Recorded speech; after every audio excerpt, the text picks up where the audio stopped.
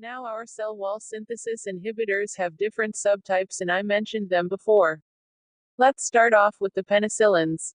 We have many different subcategories of the penicillins. There are the natural ones, the beta-lactamase resistance ones, the amino and the carboxypenicillins, and then there's the ureidocarboxypenicillins and the ureidopenicillins. Now, penicillin is one of our oldest drugs. It was discovered by Sir Alexander Fleming. Now, why do I say discovered and not invented? Because it's actually a naturally occurring substance. Penicillin is secreted by penicillium mold. Sir Alexander Fleming was studying mold in his laboratory for many years when he discovered that bacteria wouldn't grow near mold spores, and he thought, what is it that is stopping the growth of bacteria? He soon discovered that it was these substances that it cured gonorrhea, and in fact the major reason why we have so much penicillin out there was because during World War II, gonorrhea was quite prevalent in our soldiers and penicillin was advertised as something that would cure gonorrhea in 4 hours. Not exactly true, but it certainly helped with the sales of penicillin, and there the penicillin era, what we call the penicillin era, was born. There are several different types of penicillins. The natural penicillin are just what they sound like, they come from the penicillium mold. Penicillin G is the most commonly known, but there's many different types, there's K, N, B, so the narrow-spectrum penicillin G is used mostly in strep throat and necrotizing enterocolitis. These agents are very commonly used in syphilis and leptospirosis, and they are of course used in gonorrhea, but not so much anymore.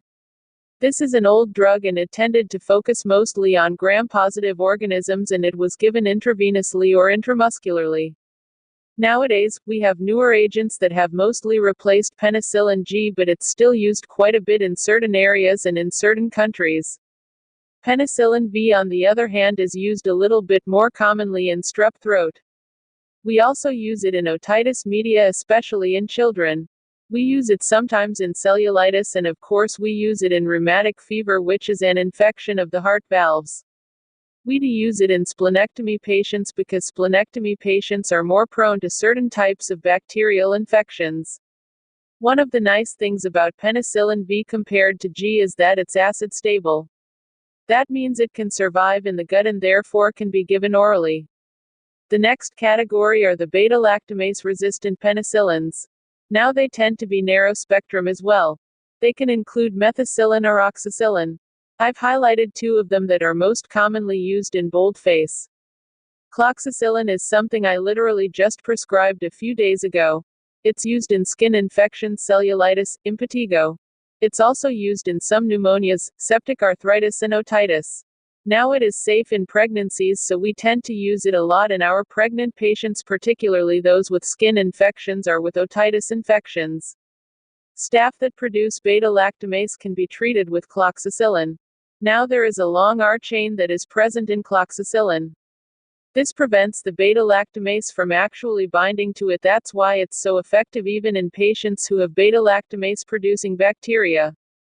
Methicillin is another drug in this category. It isn't really used as much anymore.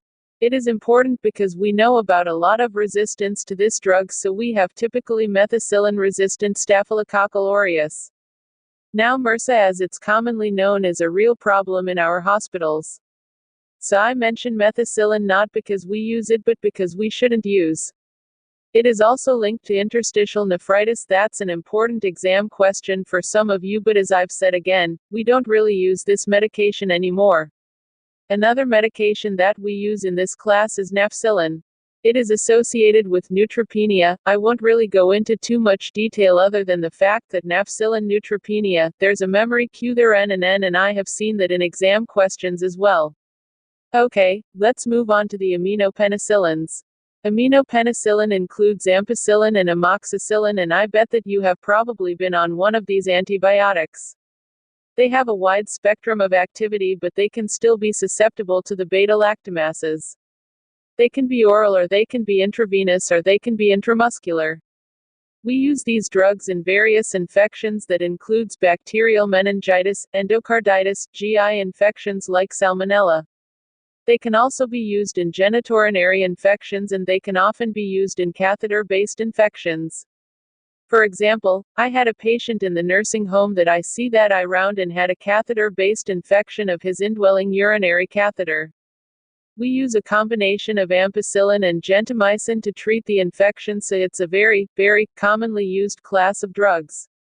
We also use ampicillin and amoxicillin in bacterial endocarditis prophylaxis. What is bacterial endocarditis prophylaxis? If you have an implanted cardiac valve, let's say an artificial aortic valve, and then you go for a dental surgery, you need to have antibiotics to protect the valve from becoming infected, so we use ampicillin as a gram taken a half hour before the procedure, and that usually protects the patient from getting infected from his dental surgery. Ampicillin can also be enhanced with additional agents, so amoxicillin or ampicillin can be added with clavulin or clavulinate to protect it from the effects of the beta-lactamase and also give it added synergistic activity. In enterococcal infections, we use aminoglycosides in combination with the ampicillin or the amoxicillin. As I've mentioned before, ampicillin gentamicin is a very common type of regimen that we use for complicated infections. Next, we have the carboxypenicillin. These include like ticarcillin. Now, ticarcillin is generally considered to be more of an intensive care unit drug. It has strong activity against gram-negative organisms, so we will sometimes use carboxypenicillins against Pseudomonas and multifilia type infection. We will also use it in combination with the aminoglycosides. We almost always take these medications in combination with clavulinate, so for example we'll have ticarcillin clavulinate as a combination product because we want to protect against resistance. Finally, we have the ureipenicillins. The ureipenicillins can include drugs like piperacillin. Piperacillin is also an intensive care unit kind of a drug. It's a very broad spectrum agent. It has very good gram-negative coverage, but it also has some good gram-positive coverage as well. Once again, we like to pair this with a beta-lactamase inhibitor. In the case of piperacillin, we combine it with tazobactam. Pseudomonas is a problematic agent that we sometimes see in wet infections, so we often call this the sneaker shoe kind of infection. It smells like sneaker shoes, just that horrible kind of extensions. We see that sometimes in intubated patients in the intensive care unit, complicated infections involving areas like a wet mucosa, so it's typically thought of as a wet infection, and piperacillin is often used to treat it. Now, one of the problems of piperacillin, of course, is that it lacks strong activity against Staph aureus, so that can be a problem when you are trying to choose a medication or an antibiotic regimen and you don't know what the cause of the organism is, or you don't have a good suspicion. We also use piperacillin tazobactam in neutropenic sepsis, so like I said, it's a very good antibiotic in very sick patients. Meslocillin is another one that I think is important to remember because it is excreted by the liver. Now, why is that important? Why do we want a drug that's actually excreted by the liver, and why would that give us any kind of advantage? Well, think about this. If you have a biliary tract infection in the liver, it makes sense to give a drug that's concentrated in the liver. That's where we use this medication.